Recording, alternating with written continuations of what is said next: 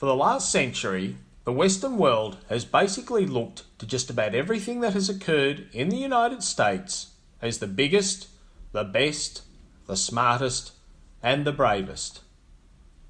And emulating the United States was basically seen as a natural follow-on from events in the US.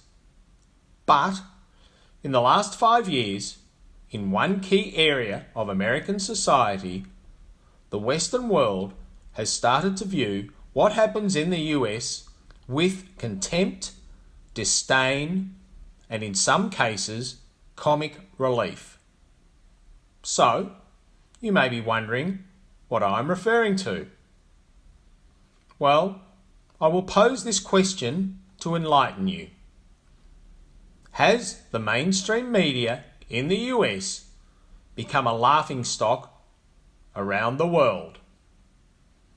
Yes, President Trump has branded them fake news, and he has created a narrative that serves his political ambitions well. But really, there is more to it. Rather than reporting news, America's mainstream media is so fixated on bringing down the president that it has become the joke. Its judgment is completely gone, and its success rate with the stories and theories that it takes a stake in is basically zero. The mainstream media in the US is yet to back a winner. Consider the following examples of anti-Trump stories that the mainstream media has essentially sponsored. Russia and the Mueller report.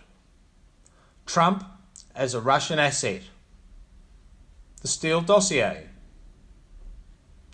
The Trump WikiLeaks collusion. Stormy Daniels and Michael Avenatti. Ukraine and impeachment. And there are many more. To the point where not only are Americans laughing at this rubbish, but people in many other countries are viewing this whole episode in US history as a sad joke. These clowns in the mainstream media are yet to take a trick. Michael Avenatti is a case in point. Have a look at the following clip that is currently doing the rounds. It is sourced from the Washington Free Beacon YouTube channel, April 12, 2019. Basically, it shows many of the idiots in the US media fawning over Michael Avenatti, with some proclaiming him to be a viable candidate for US president. Oh, you poor fools. This clip had me laughing and in stitches. Have a look at them. They are all complete morons. As we all know, a jury has convicted Michael Avenatti of attempting to extort up to $25 million from Nike. He's Donald Trump's worst nightmare. Michael Avenatti. Joining us once again is Michael Avenatti. Let's bring in Michael Avenatti. Michael Avenatti. Michael Avenatti. Michael Avenatti, thank you very much. He's out there saving the country. Don Meacham says he may be the savior of the republic. You are something of a folk hero now. I owe Michael Avenatti an apology. I've been saying enough already, Michael. I've seen you everywhere. What do you have left to say?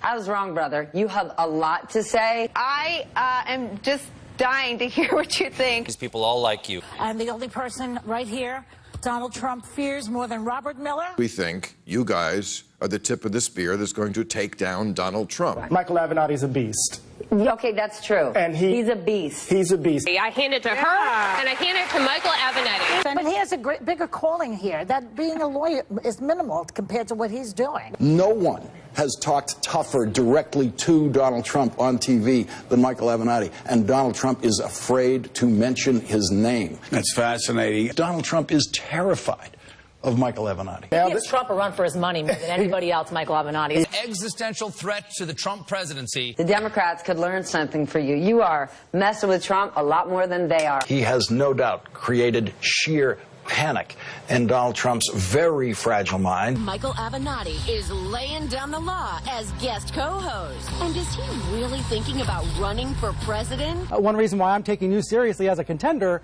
is because of your presence on cable news. You look at the field of Democrats right now, and Avenatti's the one who stands out. If they decide they value a fighter most, people would be foolish to underestimate Michael Avenatti. I have always said that they need a fighter. Look, I mean, we're going to continue to use the media. I think we've used it with great success. All of my sexual fantasies involve handcuffs.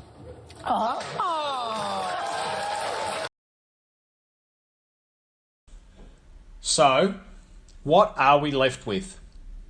For me, it is a mainstream US media that has made a habit of being wrong, ill-informed, and just plain stupid. They hit this trifecta just about every time. They gush with glee and enthusiasm when they think they have secured the smoking gun that will bring about the demise of President Trump. But inevitably, it blows up in their faces. It is getting to the point where I look forward to their next mind-blowing anti-Trump story that will basically prove to be wrong.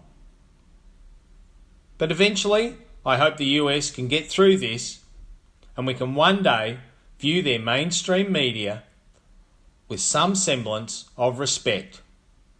So, this is my view. Correct me if I am wrong.